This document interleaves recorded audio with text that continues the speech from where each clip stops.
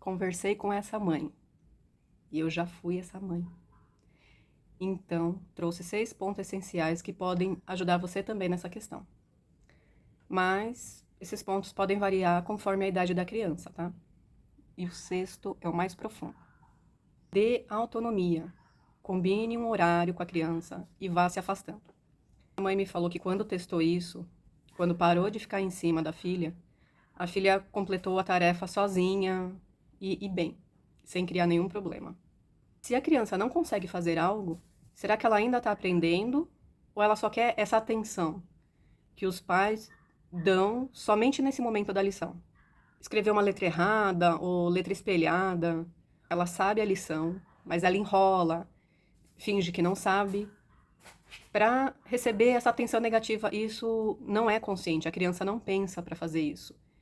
Ela sente essa atenção e simplesmente repete esse comportamento porque é o jeito que ela recebe a atenção. A criança não fez ou não está sabendo fazer, fala que tudo bem e passa o recadinho para a professora pela agenda ou o meio de conversa que você tiver com a professora. E pergunta para a professora se está tudo bem na sala, se precisa que você faça mais alguma coisa em casa. E aí o terceiro ponto é ligado a isso que eu falei antes. Já que você não vai dar essa atenção negativa, dê atenção para a criança em momentos bons, dê uma atenção positiva. Não se aproxime só para corrigir ou brigar com a criança. Pode ser que no começo a criança ela não internalize isso e fique testando a paciência do adulto, mas se você continuar dando atenção de forma positiva, ela vai internalizar isso e vai acostumar. Também confiar na escola. A criança está fazendo tudo direitinho lá, pode ser que você não precise intervir em casa. Ir às reuniões, ficar em contato com os professores, com a escola de alguma maneira, já é suficiente. Se tiver algo que os pais precisam ter atenção, você estando em contato com a professora, eles vão te sinalizar isso. Então confie que a escola está observando a sua criança, a não ser que seja algo, não sei, muito gritante. A criança está com 8 anos, já era para estar sabendo ler e não está sabendo, mas geralmente não é isso que acontece, tá? Então, essa criança que eu conversei com essa mãe tinha 5 anos.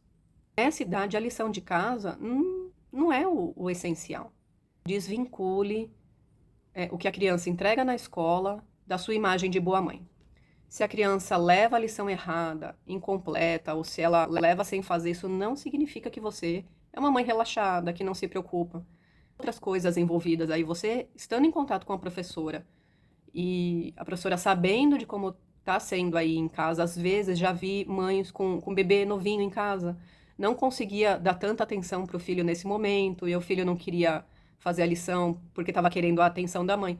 A professora, sabendo o que está acontecendo aí na sua casa, ela vai saber conduzir na escola, e se não tiver, ela precisar de algum auxílio, de alguma rede de apoio da criança, o professor também vai passar isso para os pais. E agora, o ponto, né? Olhe para a sua história. Né? Se você cresceu ouvindo gritos e críticas, eu, por exemplo, não tive, meu pai morreu, eu tinha 8 anos, e aí eu não tinha mais a presença emocional da minha mãe. Ela falava que minha mãe também não tinha muito estudo, então ela falava que eu sabia mais que ela não podia me ajudar. Os pais fazem, às vezes as crianças elas registram de maneira diferente. Registrei abandono, falta. Essa mãe que eu estava conversando, o pai gritava, brigava, falava que ela não ia prestar para nada. E isso ecoa dentro dela até hoje, ela falou. Quando a filha não está fazendo nem o que realmente sabe na lição, sobe uma raiva nela.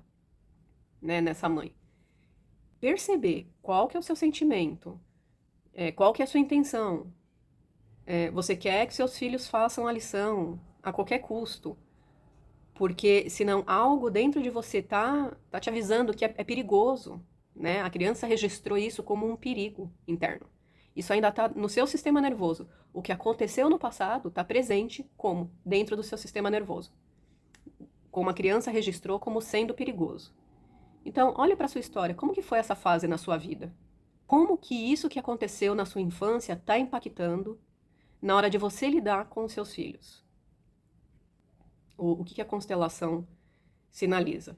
Que os pais saem do seu lugar de pais para entrar no lugar de professores. tá? Então, observe essa falta de apoio que os pais tiveram nessa idade escolar. Às vezes tenta compensar isso com os filhos e acaba sufocando a criança sem perceber. Quer fazer para os filhos o que eles não tiveram, a maneira que eles não tiveram, e acaba sendo excessivo, sem que os pais percebam.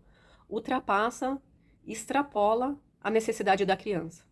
Os pais acham que a criança tem que levar a lição sem erro nenhum, sem rasura. Isso cria uma pressão desnecessária em cima da criança.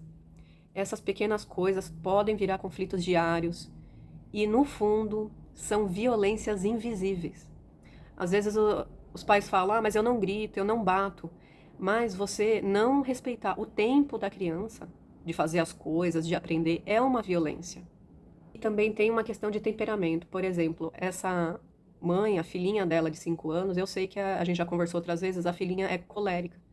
Então, às vezes algo que a pessoinha lá já ia fazer, só porque o outro tá mandando ela fazer, ela já não faz.